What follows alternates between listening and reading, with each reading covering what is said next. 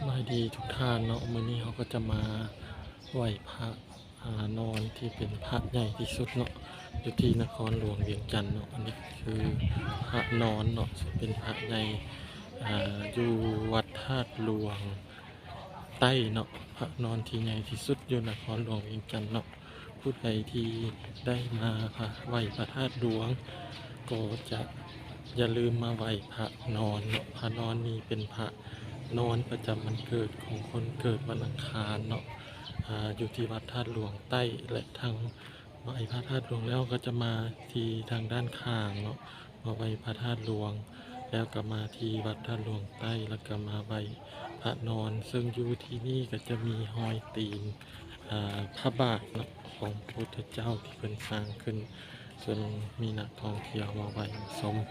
อย่างหลงไหลขอให้ทุกคนมาไหว้ชมเนาะตรงนี้ก็จะเป็นภาพบรรยากาศ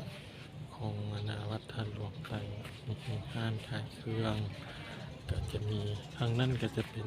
ทางครัวเมืองเขาก็จะเป็นพระธาตุหลวงถ้าทุกท่านได้มาไหว้แล้วก็จะมาขอพรนำพานอนสำหรับชาวราศีที่เกิดวันอังคาร